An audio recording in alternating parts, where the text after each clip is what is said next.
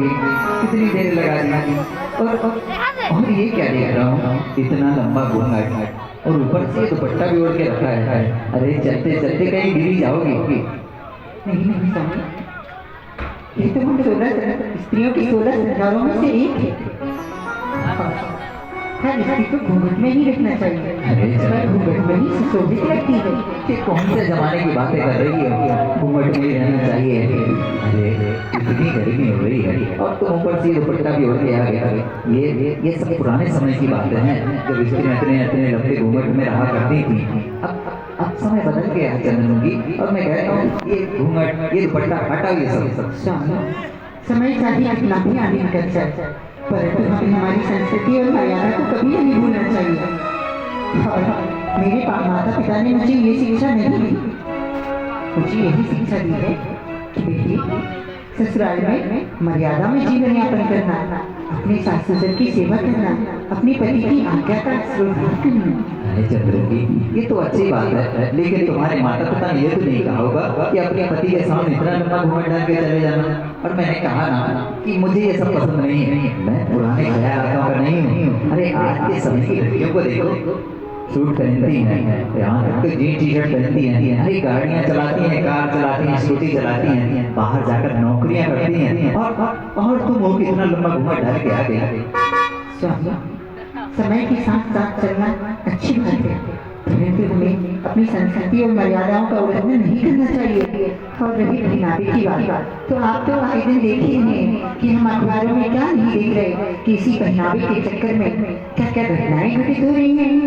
अरे चंद्रमुखी, ये सब पुराने जमाने की बातें हैं, पुराने ख्यालों को छोड़ो। मैंने कहा ना तुमसे, अब तुम ही बताओ, कल को मैं अगर तुम्हें अपने साथ किसी पार्टी में लेकर गया अपने दोस्तों के साथ, तो वो सब क्या कहेंगे?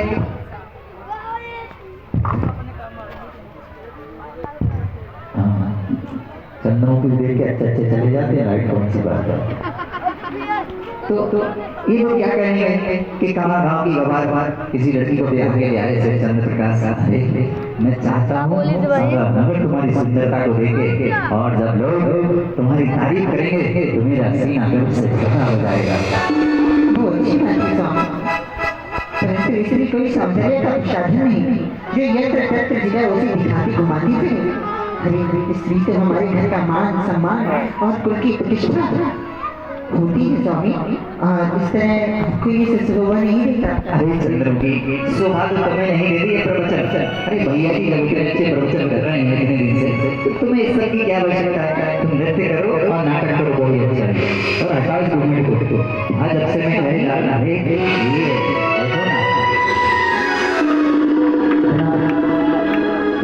और ध्यान रखना, मुझे ये सब बिल्कुल पसंद नहीं है। आज के समय के जैसे रहो। अब हाँ, आपने मेरा घूंघट तो हटा दिया, परंतु कल को कोई ऊंच नीच हुई तो उसके जिम्मेदार कौन होगा? अरे चंद्रमुखी, ये कैसी बातें करती हो तुम? ऊंच नीच हुई तो अरे किसमें इतनी हिम्मत है तो तुम्हारी घर बाहर उठाकर भी देखे। अगर किसी ने ऐसा किया तो फिर मुझसे बुरा कोई नहीं होगा, और तुम्हें इतना सोचने की जरूरत नहीं है।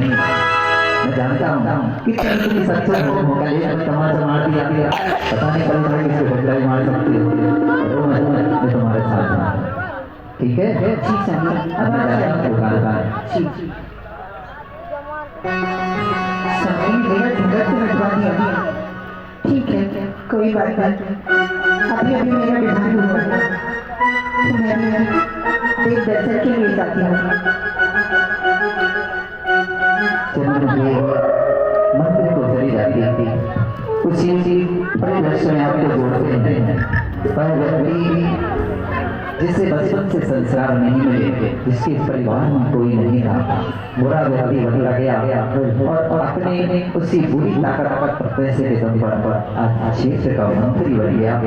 अभिमान तो पहले से ही था, अब और अभिमानी हो गया।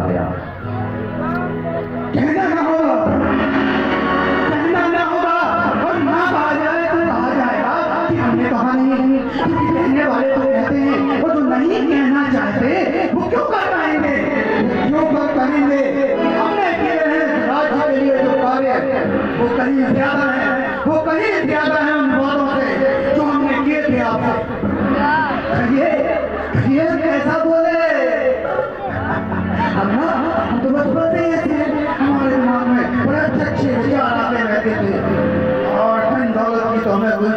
कभी नहीं थी। फिर हमने क्या सोचा कि यही अपने विचारों को अपनी जनता का सेवा करने लगा दिया जाए। और आज महाराज जी आपकी कृपा से मैं तो आपके बच्चे में वोट देना नहीं चाहते थे, आगे नहीं देना चाहते थे दादी। लेकिन याद है ना पायल साड़ी हमें आपके आशीर्वाद से आज मैं राज्य का मंत्री हूँ। ये जो बधाइयों के बातें लगे हुए हैं ना, मंत्री की बधाई हो, मंत्री की बधाई हो। भली बातें जानता हूँ ये सब स्वार्थ है। आज मेरा मित्र जैन आया होता, उसने मुझे बधाई दी होती तो लगता सचमुच कुछ कमाया है। परंतु वो कहाँ आने वाला? अरे तो क्या हुआ? नहीं चला जाता हूँ संभा था। हाँ वो तो आएगा नहीं, उसमें बुरा ही क्या है।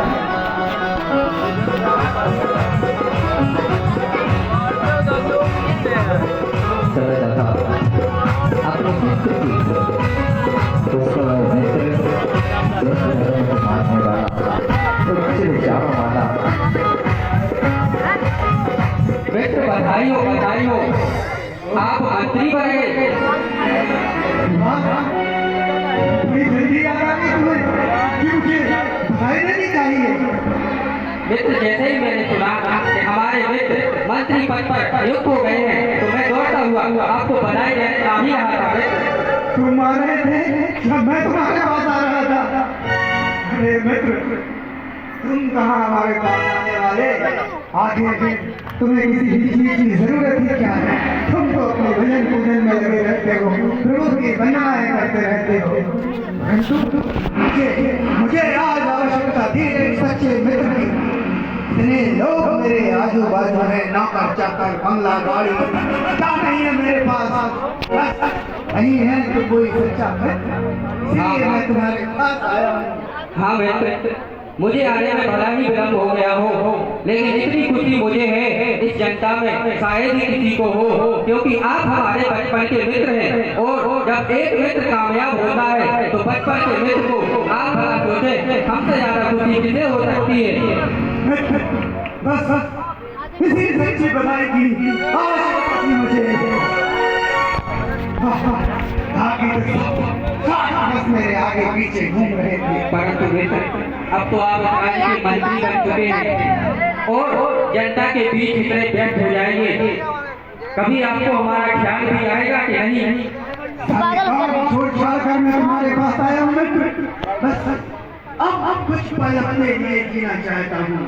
वैसे ही वहीं से शुरू करते हैं मित्र। चलो उसी चौराहे पे चलते हैं जहाँ जब कुछ भी नहीं था तब हम वहाँ बैठा करते थे। मित्र परंतु उस चौराहे पर जब आप बैठा करते थे आज आप राज्य के मंत्री हैं, अगर हम उस चौराहे पर जाकर बैठेंगे तो जनता क्या कहेगी कि इतना बड़ा मंत्री इस चौराहे पर बैठकर क्या कर रहा है? अगर चलना ही है तो प्रभु के दर्शन करने चलो, मंदिर चलो, जिनकी कृपा से आज आप इस मंत्री पद पर नियुक्त हुए। मुझ पर कोई तुम्हारे भगवान की कृपा नहीं हुई है। ये सब जो कुछ भी मैंने पाया है अपने बलबूते पर, अपने क्या नहीं किया इस मंत्री पद को पाने के लिए मैंने जितनी भी नीतियां हैं ना सबका उपयोग किया है। शाम दाम ये तुम्हारी समझ में नहीं आएगा। अरे मित्र तुम कहाँ राजनीति की बातों में उलझ रहे हो? आओ कुछ पल वही के लिए चलो उसी चौराहे पर चलते हैं। लेकिन नहीं माना, अंग्रेज सरकार और जाकर बैठ जाता उस चौराहे पर। उस स्थान पर जाकर भी मन ही मन तो भक्ति में लीन हो जाता था।